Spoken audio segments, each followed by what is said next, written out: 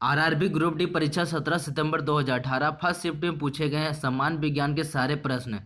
General science के सारे प्रश्न को देखेंगे तो सबसे पहला प्रश्न यहाँ पे हम लोग देख सकते हैं। यहाँ पे लिखा गया, जब किसी पिंड पर असंतुलित बल लागू किया जाता है तब क्या होता है। तो यहाँ पे इस तरह का क्वेश्चन बार बार रिपीट होता है। तो यहाँ पे देखते हैं, जब किसी पिंड पर असंतुलित बल अगर लागू कर दिया जाएगा तो उसकी चाल में हमेशा परिवर्तन होता रहता है। ये क्वेश्चन आएगा तो यहाँ पे चाल उसका आंसर हो जाएगा। दूसरा क्वेश्चन देखते हैं, निषेचित अंडा युग्म किसमें समाविष्ट हो जाता है। निषेचित अंडा युग्म जो है गर्भाशय में समाविष्ट हो जाता है। ये क्वेश्चंस भी आप देख सकते हैं। अब थर्ड नंबर क्वेश्चन देखते हैं। तो यहाँ पे लिखा गया, निम्न में से किस तत्व का रासायनिक प्रतीक लैटिन से लिया गया। मतलब कुछ ऑप्शन दिए गए थे, तो उसमें से कौन सा तत्व है जिसका रासायनिक प्रतीक लैटिन से लिया गया है। तो उस तत्व का नाम आयरन है। अब चौथा नंबर क्वेश्चन देखते हैं, किसी वस्तु पर कार्य करने वाले गुरुत्व बल को किस रूप में जाना जाता है। मान लीजिए कोई वस्तु है, तो उसमें अगर कोई कार्य किया जा रहा है तो उस गुरुत्व बल को भार के नाम से जाना जाता है। फिफ्थ नंबर क्वेश्चन हम लोग देखते हैं। नेक्स्ट नंबर क्वेश्चन, जब कोई वस्तु वृत्तीय पथ पर गति करती है, मान लीजिए कोई चक्का है, जैसे साइकिल का चक्का गति कर रहा है, ठीक है। जब कोई वस्तु वृत्तीय पथ पर गति कर रही है, मान लो कि साइकिल का चक्का है, घूम रहा है, तो घूर्णन करते हुए वस्तु पर केंद्र की ओर लगने वाला बल क्या कहलाता है। मान लीजिए साइकिल का चक्का है, तो उसका जो केंद्र है उसमें लगने वाला बल क्या कहलाएगा, अभिकेंद्रीय बल कहलाएगा। तो यहाँ पे हम लोग देख सकते हैं।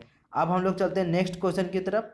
तो नेक्स्ट क्वेश्चन यहाँ पे हम लोग देख सकते हैं, धातु ऑक्साइड और हाइड्रोजन का निर्माण करने के लिए धातु जो है वाष्प के साथ अभिक्रिया करती है। तो यहाँ पे साफ साफ बोला है कि एक धातु है ऑक्साइड और हाइड्रोजन, इन दोनों को बनाना है।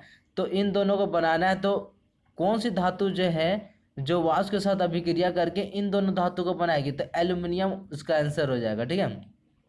तो हाइड्रोजन और ऑक्साइड को बनाना है तो एल्यूमिनियम वाष्प के साथ अभिक्रिया करेगी।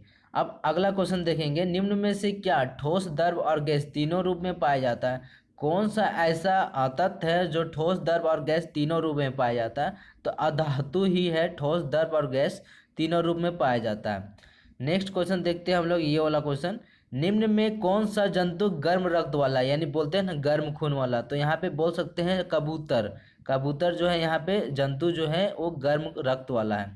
अब नेक्स्ट क्वेश्चन देखते हैं, आधुनिक आवर्त सारणी में कौन से समूह के तत्वों का बाहरी कोश पूर्ण होता है। तो 18वें तत्व, यहाँ पे आप देख सकते हैं जैसे होता है 2, 8, 8, 18 इस तरह से होता है। तो यहाँ पे आप लोग देख सकते हैं यहाँ, हाँ, तो 2, 8, 8, 18 इस तरह से होता है।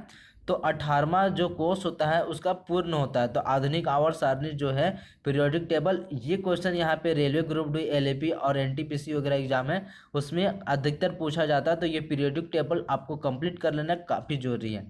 आगे देखते हैं, पृथ्वी का द्रव्यमान कितना है। तो पृथ्वी का द्रव्यमान जो है, तो यहाँ पे आप देख सकते हैं वेट, एक तरह से बोल सकते हैं इसका वेट, तो 6 × 10⁻24 kg है। तो यहाँ पे आप देख सकते हैं।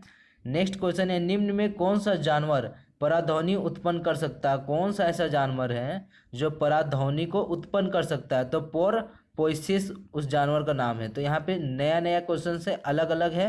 तो यहाँ पराध्वनि, तो पोइसिस नाम है परा, तो यहाँ पे पोर आ रहा है। तो यहाँ पे ऐसे थोड़ा रिलेट करके याद कर सकते हैं। नए नए वर्ड है तो यहाँ पे क्या करना होगा, आपको बार बार रिपीट करके एक ही चीज़ को दोहराना होगा, तभी आपको याद हो पाएगा। तो यहाँ पे आगे देखते हैं, किस माध्यम में ध्वनि की गति सर्वाधिक होती है, यानी सबसे ज़्यादा होती है ध्वनि की गति।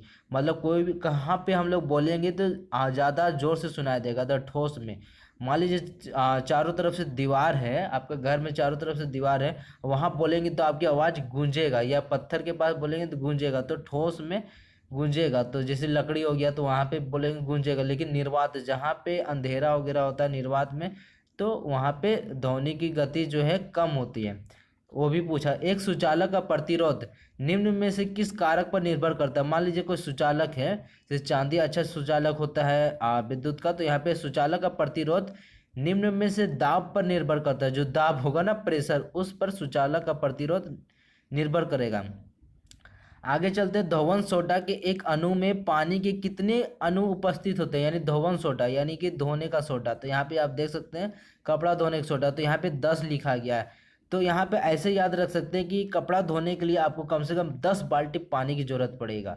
तो यहाँ पे आप देख सकते हैं, तो 10H2O यानी 10H2O फॉर्मूला होता है, तो वहाँ पे 10H2O जब दहन होता है तो उसमें 10 बाल्टी पानी का ज़रूरत पड़ेगा। इस तरह से आप याद रख सकते हैं कि पानी 10 बाल्टी ज़रूरत पड़ेगा, यानी 10 अणु ज़रूरत पड़ेगा। अब यहाँ पे हम लोग देख सकते हैं, ये क्वेश्चन था आपका जो था आरआरबी ग्रुप डी परीक्षा 17 सितंबर 2000 फर्स्ट शिफ्ट में पूछे गए थे। अब कल हम लोग बात करेंगे जो सेकंड शिफ्ट में जो क्वेश्चंस आए थे उसको, फिर उसके बाद थर्ड शिफ्ट में आया था, तो ये सारे क्वेश्चन एक एक करके हम लोग डिस्कस करेंगे। उसके बाद हम लोग चलेंगे मॉडल टेस्ट पेपर की तरफ चलेंगे, और क्वेश्चंस पूछे गए थे 1999 से लेकर सारे क्वेश्चंस को देखेंगे। फिर उसके बाद मैथ वगैरह भी देखेंगे। तो चैनल को सब्सक्राइब करना काफ़ी जरूरी है।